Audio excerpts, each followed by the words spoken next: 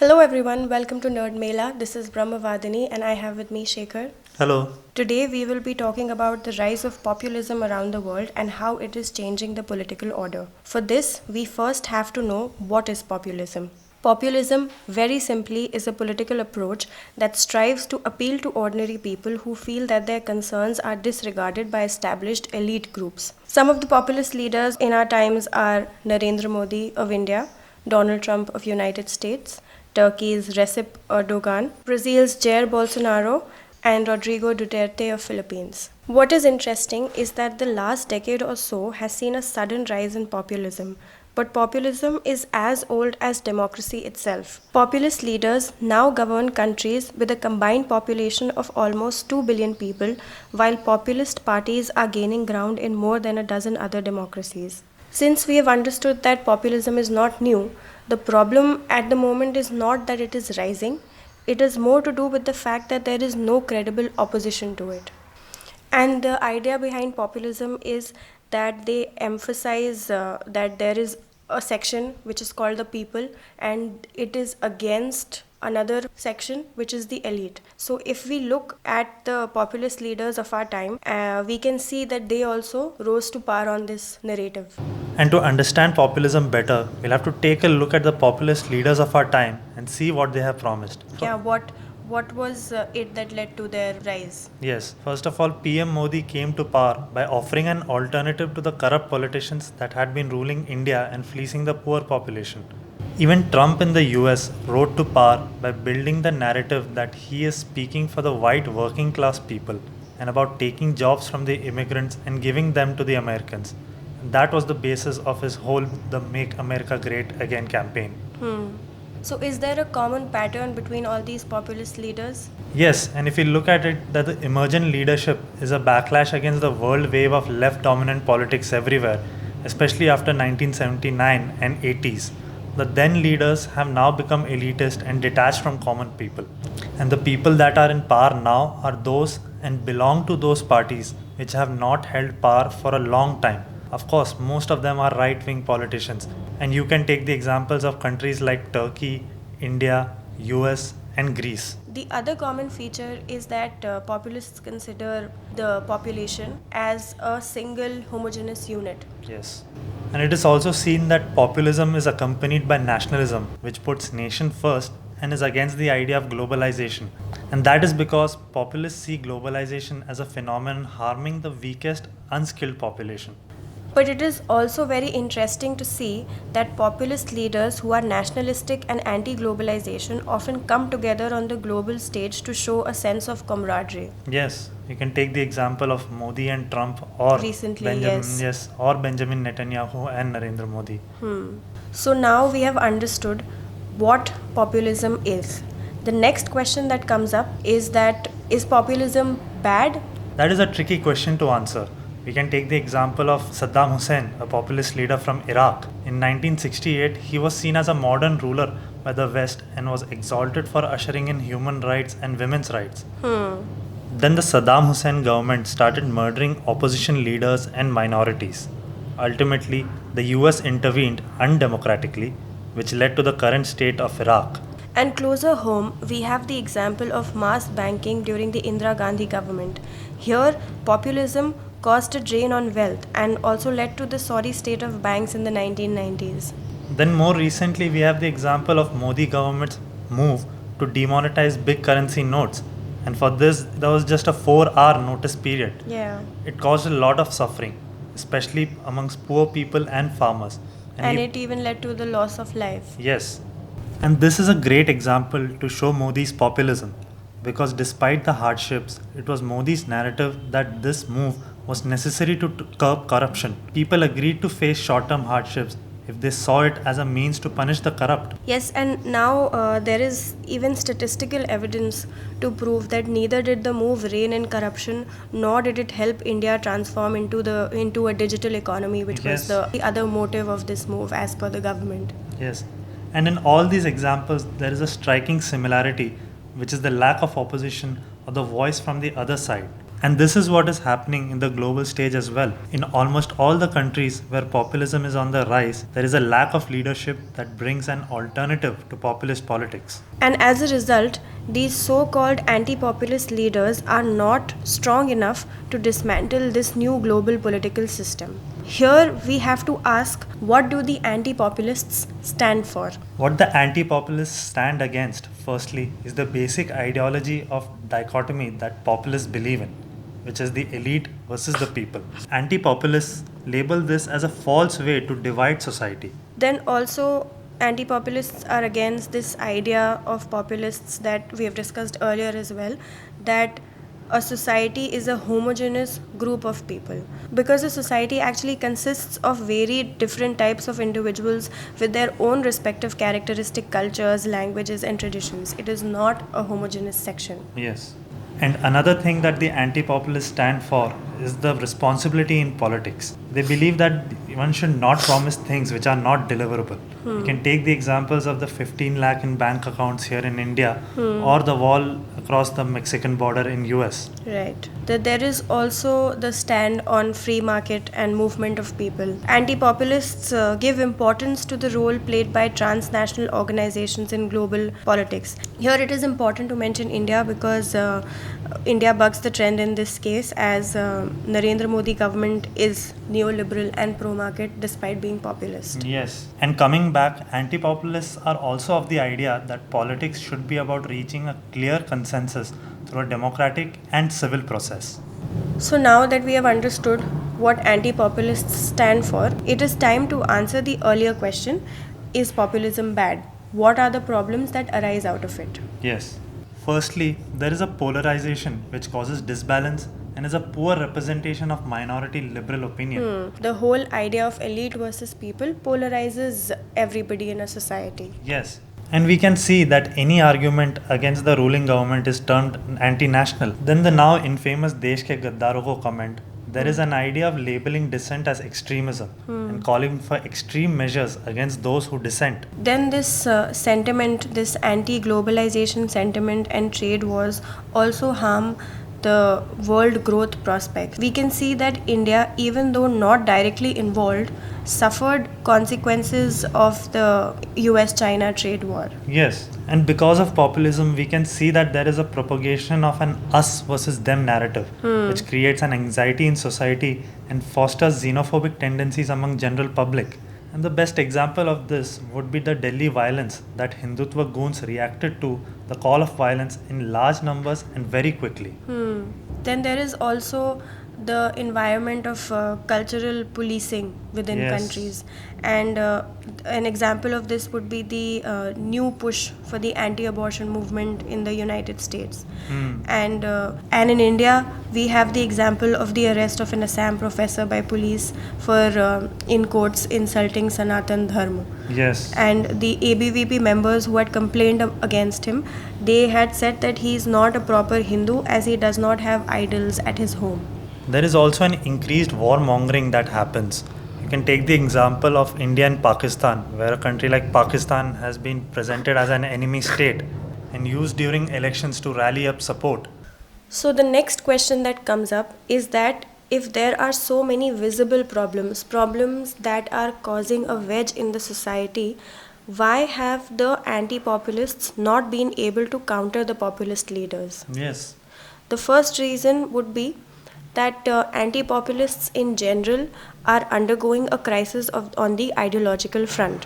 Their opposition is not to one type of populism nor to an ideology. Also, they are unable to find popular alternatives. Like during the 2019 Lok Sabha elections, there was this question, if not Modi, then who? And more recently, we can take the example of the Congress Shiv Sena NCP alliance. It is effectively an anti-BJP alliance. The opposition is more political rather than ideological, which might not be seen as a strong alternative to the populist leader.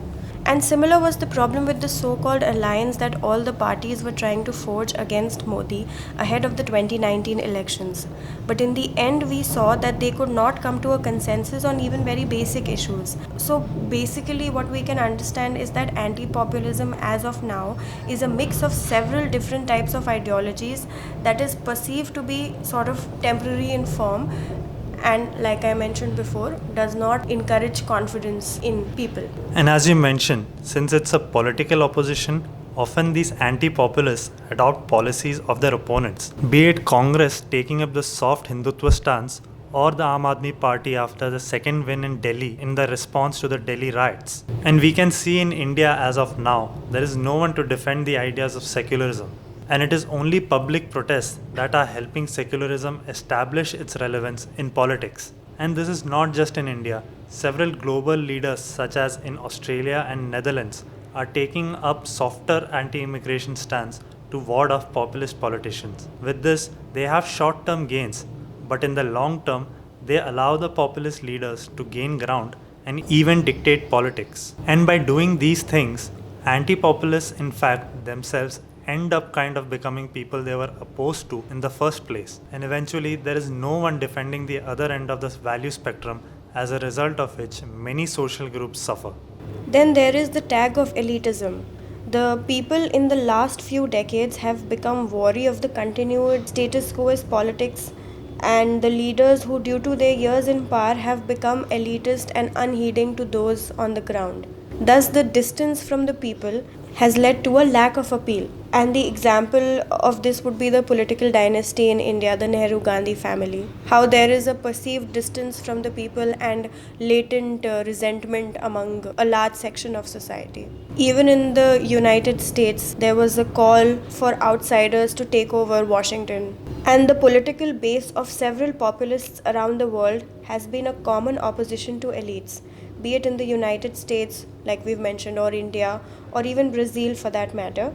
Populists have managed to rally up the people against the elites. For them, the major problems that the people face today are the result of the, in quotes, corrupt practices of the elite who have been in power for years, and the populists claim that the system is in a poor state because of these elites and often portray them as undermining the prosperity of the nation and taking the wealth for themselves. And for several of these anti-populist leaders, shedding this elite tag has been a very big challenge. So we have seen the reasons why the anti-populists have not been able to offer an effective counter to populist leaders, but now we should see why is it that populism is rising, and especially in the last decade or so. The first reason would be the ill effects of globalization, where the unskilled and low-wage workers and factory workers have felt neglected. Their incomes did not grow as much as the middle and upper middle class. They did not receive the benefits of globalization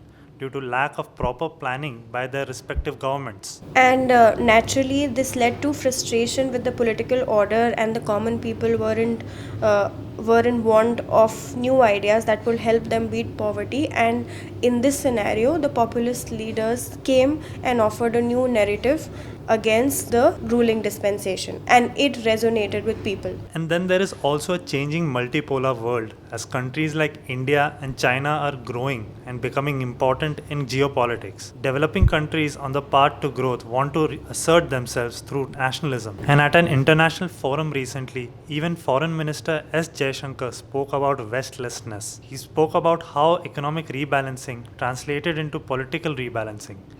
He says that the world is in a transition era, because of which there is a rise in nationalistic sentiment across the world, which is electorally validated as well. The poor performance of global liberal institutions have also led to a lack of confidence amongst the general public. A good example of this would be the WTO deadlock. Yeah. So we again come to the point that populism as a phenomena has existed in the world for a long time. Now we are going to take a look at what has been done so far by the anti-populist leaders to tackle populism. The first tactic that they have used is cordon sanitaire. It's a French word and I don't know exactly what the pronunciation is, so I would call it cordon sanitaire. Basically, it is where you try to tackle the far right by refusing to cooperate or negotiate with them. And this tactic worked in Belgium throughout the 1990s and 2002, leading to the demise of the far-right Vlaams bloc. However, the same tactic did not work in Sweden. The second method that has been used is attacking the populists head-on. There is a problem with this because populists have accumulated mass support through their politics, and they often have this narrative that they are the ideal representative of the people.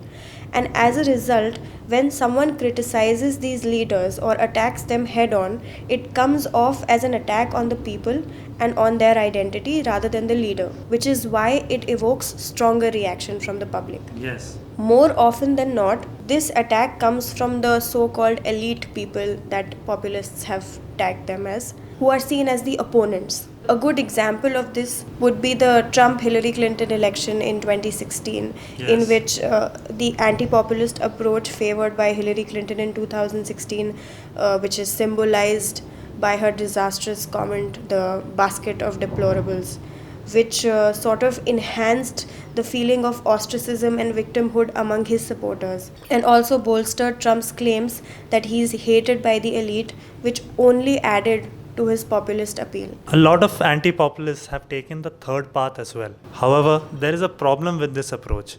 When any leader, be it on the right or the left, deviates from this third path or centrist approach to politics, they start getting labeled as populists. This arbitrary categorization of politicians as populists risks alienating genuinely strong candidates to populism. For example, Kanhaiya Kumar in India or Bernie Sanders in United States. In context of this categorization, political scientist Yasha Monk, in an interview with The Atlantic, said, "The populist logic ultimately works the same way on the left as it does on the right. Once you have said that you alone speak for the whole of the people, any form of opposition to you immediately becomes illegitimate. So once you take power, it becomes very tempting to abolish independent institutions like the courts, to suppress critical voices in the press, and to concentrate more and more power in your own hands. However, this logic could be flawed in the sense that you cannot compare, say, a Bernie Sanders who is seeking to bring in systemic changes in the way politics is done with someone like Donald Trump, who, as many critics have noted, has undermined various aspects of a liberal democracy like the US. The comparison becomes very vague and, as mentioned before, could unnecessarily alienate genuine opposition to populism. So now that we have seen what the problem with populism is and what are the things that the anti-populists have tried already, we now take a look at what could be the possible solutions. A more holistic approach to tackle populism. Yes. The first would be to bridging inequality in the society. The growing gap between the rich and the poor creates a climate in which backward ideas can flourish. So the aim should be to foster more inclusive growth in a country. Yes.